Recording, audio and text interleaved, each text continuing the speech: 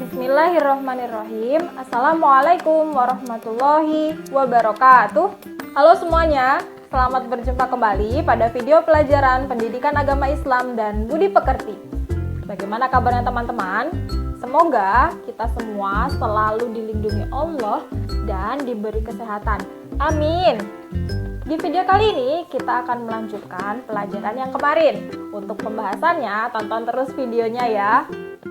Pada kesempatan kali ini kita akan belajar tentang pelajaran kedua, yaitu beriman kepada Allah dan Rasul-Nya.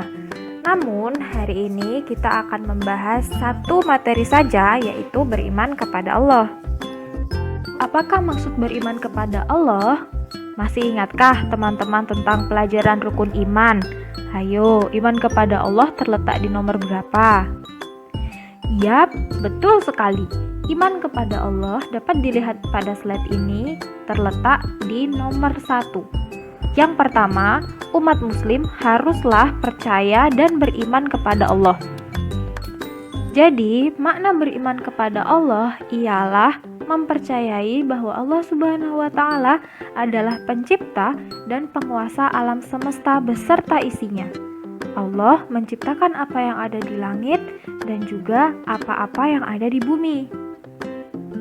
Kemudian, bagaimana cara kita beriman kepada Allah?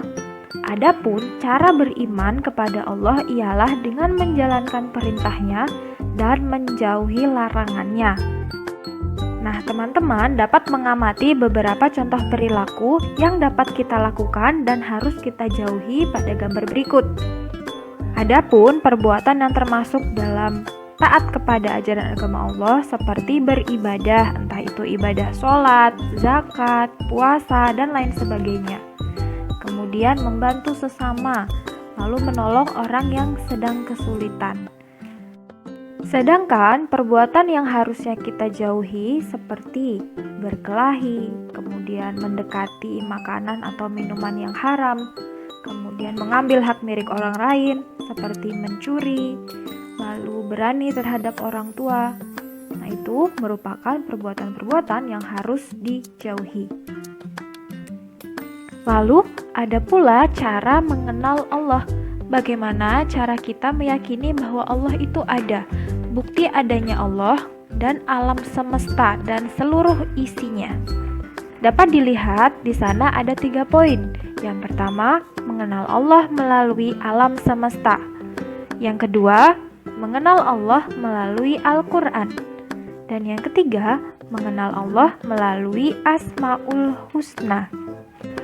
Yuk kita bahas satu persatu, dimulai dari poin pertama, mengenal Allah melalui alam semesta.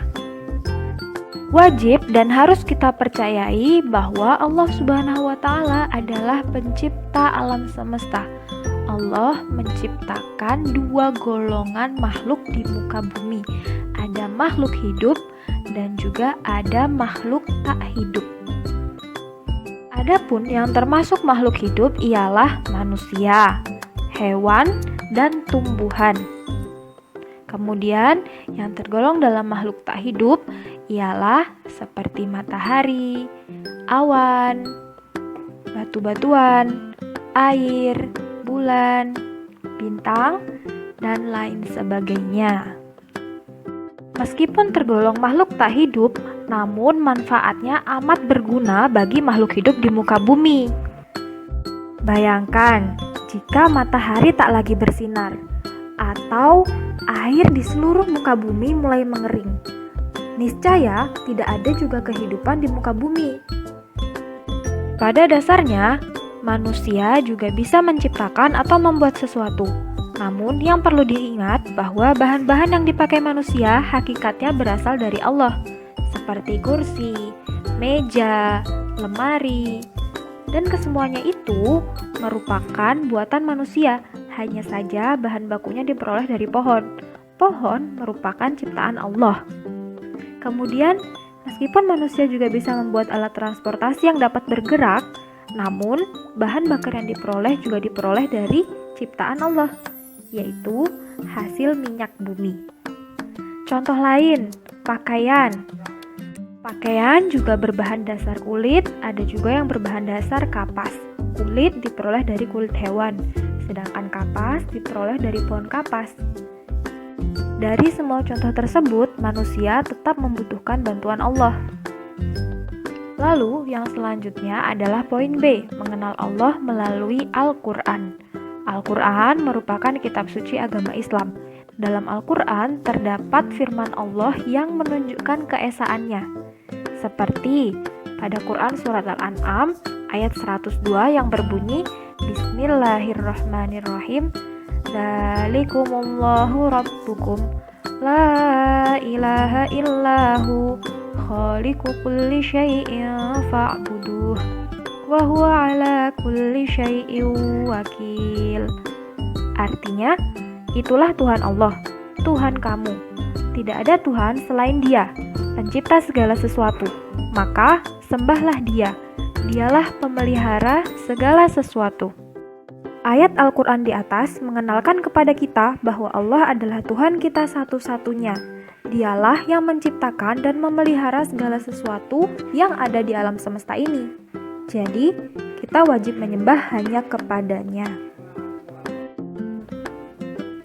Kemudian, yang terakhir ialah mengenal Allah melalui Asmaul Husna. Miss Uni rasa teman-teman sudah tidak asing lagi nih dengan Asmaul Husna. Nah, yang akan kita bahas kali ini adalah 3 Asmaul Husna. Miss Uni ingatkan kembali, Asmaul Husna artinya adalah nama-nama Allah yang baik. Jadi kita harus percaya dan wajib mengimani Allah melalui sifat-sifatnya. Yang pertama ialah Al-Basir. Al-Basir artinya Allah Maha Melihat. Allah mampu melihat apa saja dari hal sekecil apapun sampai tidak terlihat oleh mata manusia. Allah mengetahui. Semuanya itu tidak luput dari pandangan Allah. Kemudian yang kedua adalah Al-Adlu. Al-Adlu artinya adalah Allah Maha Adil. Maknanya Allah tidak membeda-bedakan manusia di hadapannya. Yang membedakan hanya ketakwaan dari manusia itu sendiri. Siapa manusia yang paling bertakwa, dialah yang nantinya akan berada di sisi Allah. Dan Asmaul Husna yang terakhir adalah Al-Azim. Al-Azim artinya Allah Maha Agung. Maksudnya, Allah tidak membutuhkan siapapun. Allah tidak memerlukan bantuan apapun. Sebab Allah telah memiliki segalanya. Sedangkan kita sebagai manusia tetap membutuhkan bantuan orang lain untuk mencukupi kebutuhan hidup kita. Seperti untuk makan dalam sehari-hari saja kita masih membutuhkan petani yang menanam padi di sawah. Atau untuk memenuhi kebutuhan protein saja kita juga masih membutuhkan bantuan peternak dan juga nelayan. Maka dari itu, kita sebagai manusia haruslah menghamba hanya kepada Allah, memohon pertolongan hanya kepada Allah. Nah teman-teman, itu tadi video belajar kita kali ini. Jika ada yang ingin ditanyakan, silahkan berkomentar di Google Classroom atau bertanya langsung saat virtual class. Terima kasih. Wassalamualaikum warahmatullahi wabarakatuh.